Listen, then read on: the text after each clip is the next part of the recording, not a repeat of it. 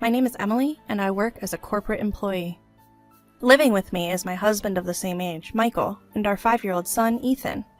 Michael and I met at a group date organized by a friend. Impressed by his straightforward character and persistent courtship, I felt safe and decided to marry him. In our early days of marriage, Michael was proactive with household chores, and I felt deeply cared for.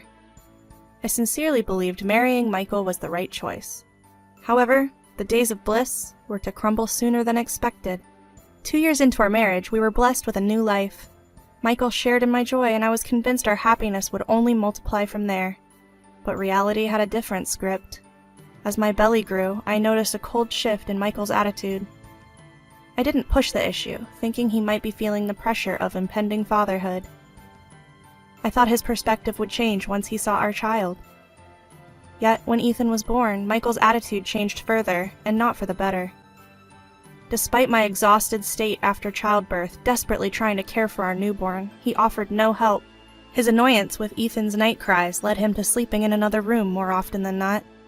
I took a year-long parental leave and returned to work, but without Michael's help, the daily grind of childcare and work was draining me. Worse, Michael's return home got increasingly later.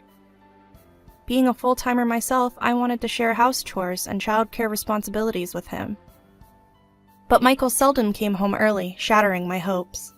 "I'm overwhelmed doing everything by myself. Can't you come home a bit earlier?" "I'm working long hours for Ethan's sake. If you're not happy, why not work shorter hours?" No matter how much I talked, he disregarded my pleas, suggesting that I should work less. If we could live on Michael's income alone, the story would be different. But that's not enough. That's why I resumed work just a year later. He didn't seem to understand that if my earnings reduced, so would our family's overall income. Moreover, I was always unhappy about Michael coming home drunk. "This is a part of my work, whining and dining with clients."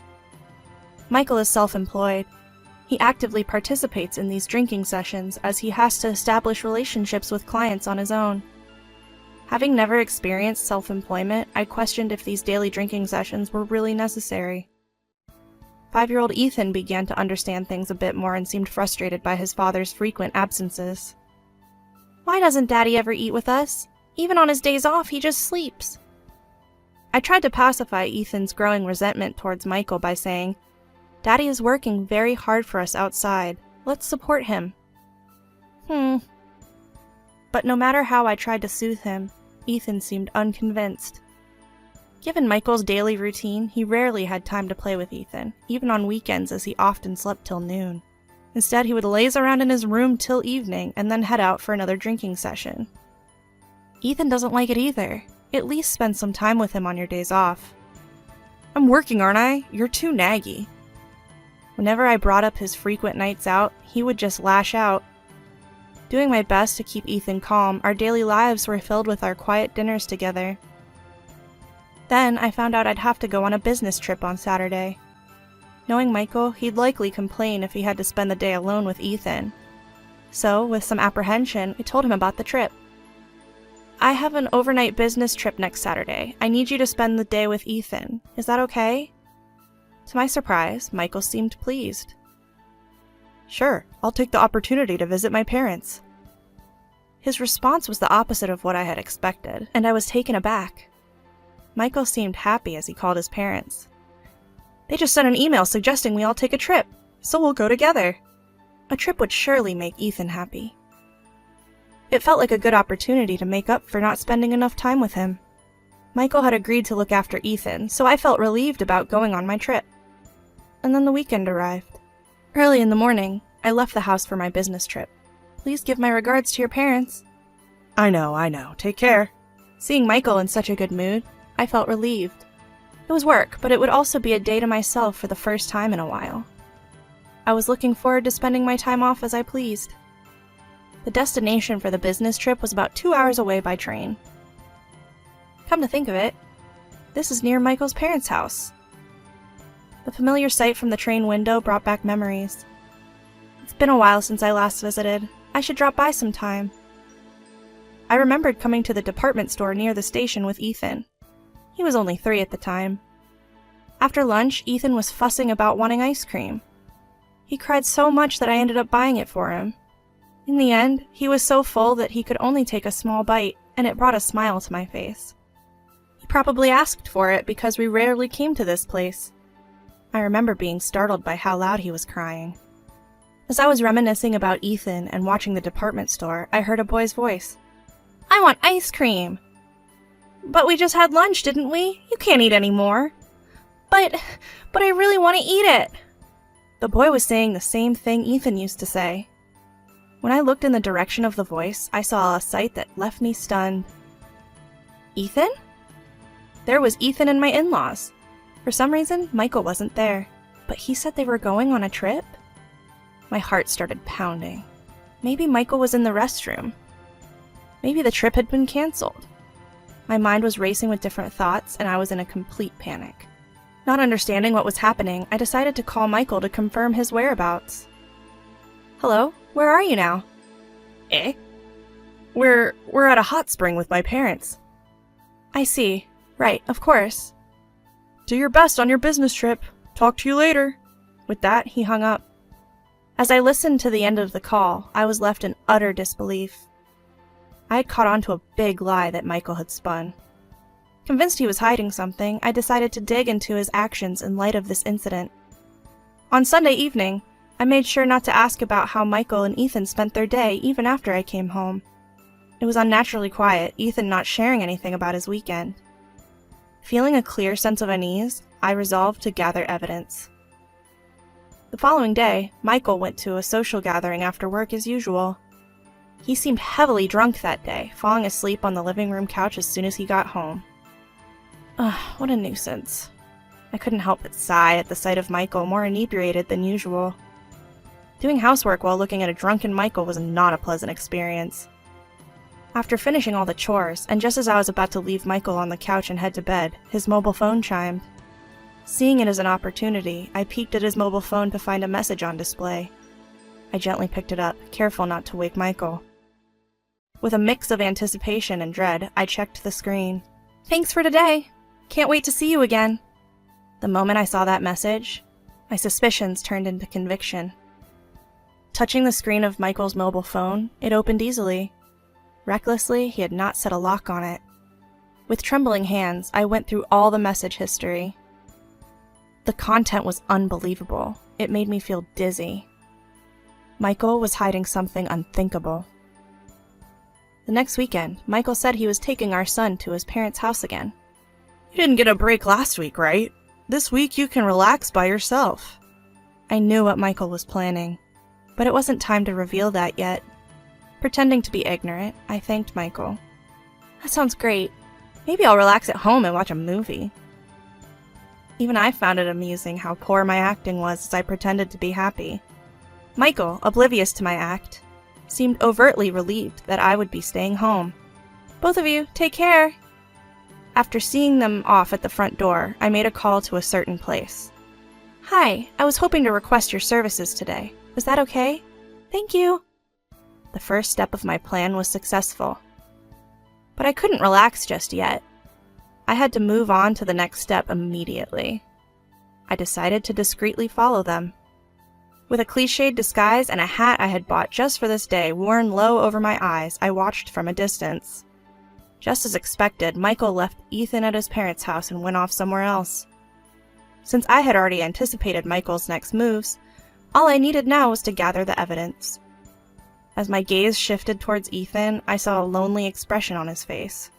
Seeing that face pained me. I couldn't stand letting Michael make Ethan feel this way without some sort of payback. I turned away from my in-laws' house and followed Michael to a cafe, his rendezvous point. "Oh, there you are. Sorry for the wait." A young woman arrived. Arm in arm, Michael and the woman disappeared into a nearby hotel. Without hesitation, I snapped a picture. I never imagined I'd get such compelling evidence so easily. I felt deeply disappointed in Michael's foolish actions. After just a few minutes, I called Michael, figuring he just entered the room. "Hello? What are you up to?" "I'm at my parents' place. Why do you ask?" Michael responded, his voice obviously flustered. "I thought you could do some shopping on your way home." With my cheerful response, his voice brightened as if relieved. Oh, is that all? Sure, I can do the shopping, but my parents asked me to stay the night. I thought I might. Well, that's okay. I can do the shopping myself. Once again, Michael was planning to leave Ethan at his parents'. I felt a rush of anger, wondering whether he lacked awareness as a father. I worked hard to hide these emotions. I no longer had any feelings of love for Michael, who continued to lie. After hanging up the phone, I decided to pick up Ethan, who was likely feeling lonely. Hello, I've come to pick up Ethan. Arriving at my in-laws' place, they seemed puzzled. We thought Michael and you were both busy today. Is everything okay? I don't have any plans. They seemed even more confused when I responded. Mom, you wouldn't believe this. Dad said he would play with me, but he left me alone. This is the second time. I hate Dad. Hearing my voice, Ethan ran up to me, his face a mix of anger and sadness. I'm sorry, honey. Let's go home and play together. Yay! Let me get my things!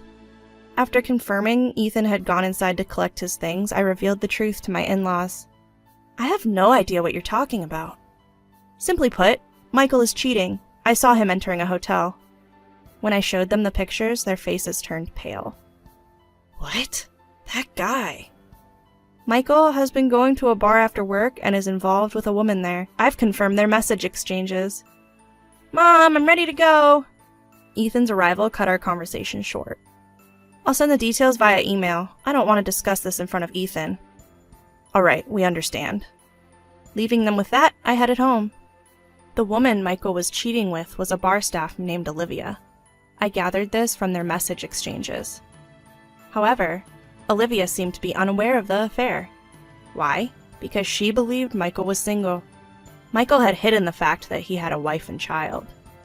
From their messages, it appeared Olivia contacted him for business purposes, but Michael was under the impression that spending money would escalate their relationship.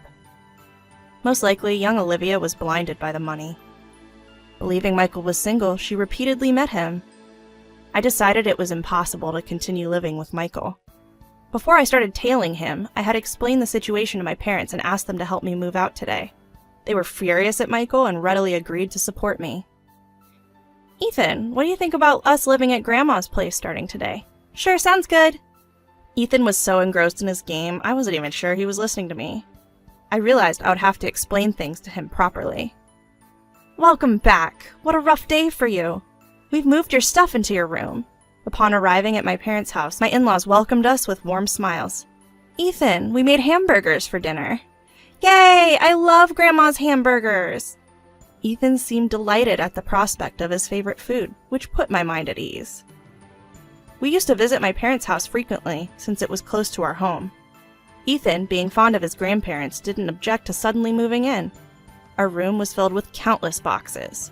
Actually, ever since I realized Michael's infidelity, I had been gradually packing our belongings.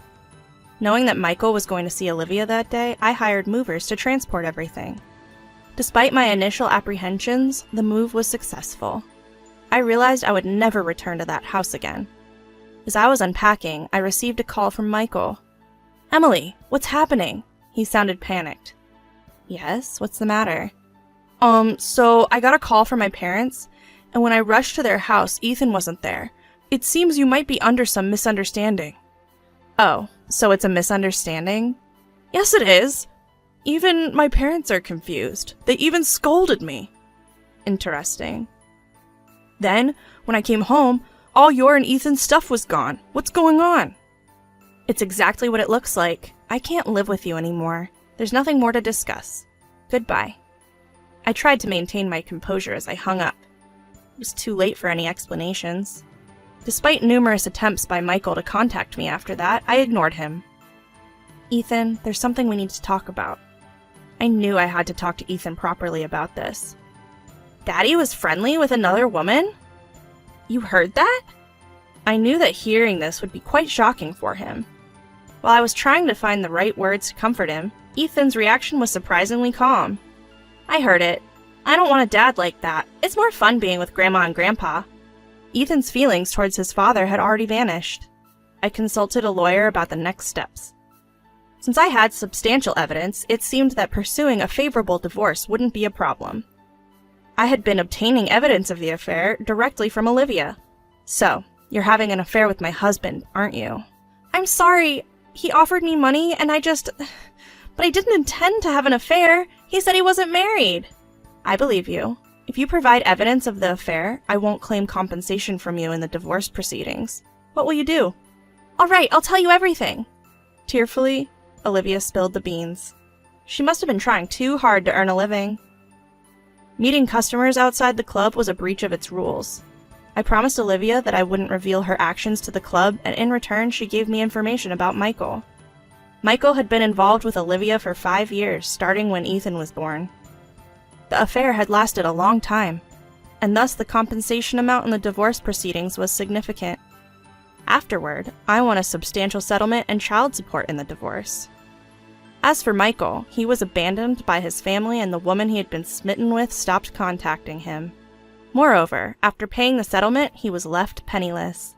His work was also negatively affected because news of his affair somehow leaked. He lost the trust of his favored clients, and his income plummeted. He's now working multiple part-time jobs to make ends meet. Whether worn out from his life of loss, he asked his parents-in-law for help, but they refused to hear him out, practically cutting ties. I hope he reflects on his actions and tries harder. Ethan and I decided to continue living at my parents' home. Ethan seemed more lively after we moved in, and we're able to live comfortably. He's still attending the same preschool, so the only change for Ethan was the house we're living in. I was relieved that he didn't seem particularly stressed.